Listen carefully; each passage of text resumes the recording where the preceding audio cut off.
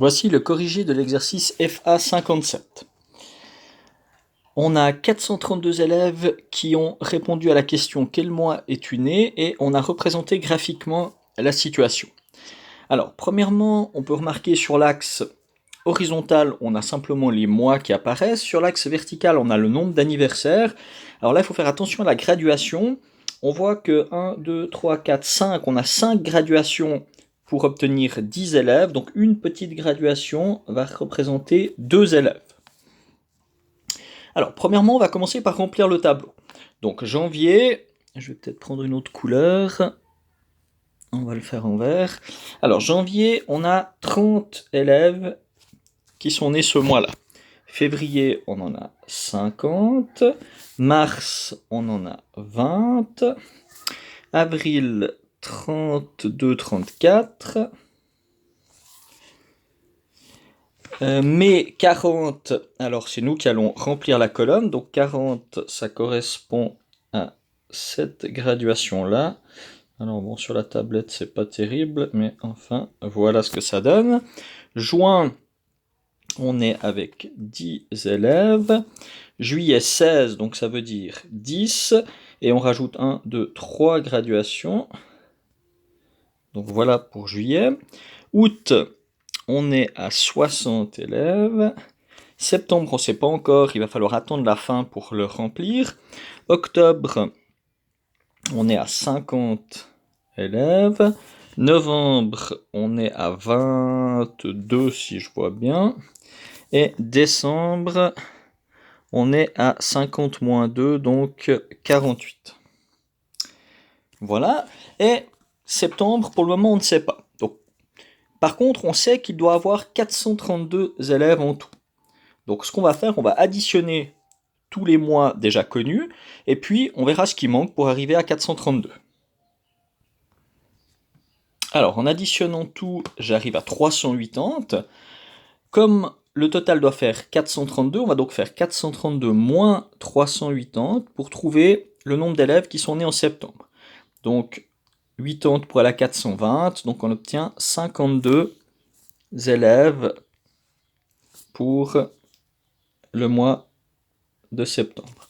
Et donc, on va remplir le tableau. Comme octobre, c'était 50, on est donc une graduation au-dessus.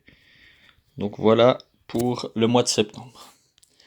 Donc voilà, on a rempli le tableau, on a complété le graphique. On va maintenant répondre aux questions qui se trouvent en dessous. Donc observe toutes les données dont tu disposes et complète les phrases suivantes. C'est au mois de qu'il y a le plus d'anniversaires, donc il suffit de regarder dans le tableau quelle est la colonne la plus haute, et on voit que c'est le mois d'août. Donc c'est au mois d'août qu'il y a le plus d'anniversaires. C'est au mois... alors on doit chercher le mois où il y a 3 fois plus d'anniversaires qu'en juin, donc juin il faut regarder, juin c'est 10, donc il faut chercher un mois où il y a 30 anniversaires, et on voit donc que c'est en janvier, donc au mois de janvier, il y a 30 anniversaires, ce qui fait 3 fois plus qu'en juin, puisqu'il n'y avait que 10 anniversaires en juin.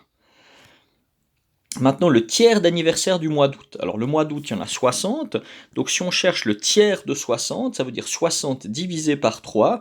60 divisé par 3, ça fait 20. Donc, il faut chercher le mois où il y a 20 anniversaires. Et là, on voit que c'est le mois de mars. Donc, au mois de mars, il y a le tiers d'anniversaire du mois d'août. Alors, autant d'anniversaires qu'en février. Donc, février, on avait 50. Donc, on voit qu'en octobre, il y a aussi 50 anniversaires, donc il y en a autant qu'en février. Là, on cherche un mois à 30 anniversaires, donc il suffit de regarder dans le tableau. On voit qu'en janvier, on a 30 anniversaires. Après, 40 anniversaires de moins qu'en février, donc février, on a 50 anniversaires. Donc si on veut 40 anniversaires de moins, on va faire 50 moins 40, ça fait 10, et donc on voit que c'est au mois de juin qu'il y a 40 anniversaires de moins qu'en février. Et puis chaque mois, il y a en moyenne, alors il faut trouver la moyenne des anniversaires. Alors pour ça, il faut prendre le nombre d'élèves total, c'est-à-dire 432, et puis on va diviser par le nombre de mois, donc c'est-à-dire par 12. Donc pour trouver la moyenne, on va faire 432 divisé par 12, on peut le faire à la calculatrice, donc 432 divisé par 12, ça nous donne 36. Donc chaque mois, il y a en moyenne 36 anniversaires. Donc ça, c'est la moyenne de toutes les valeurs qui sont là. Donc normalement, on devrait additionner toutes les valeurs puis diviser par 12, mais comme on sait déjà qu'il y a 432 élèves, il n'y a pas besoin de réadditionner, on le sait déjà que ça fait 432, et on divise par 12.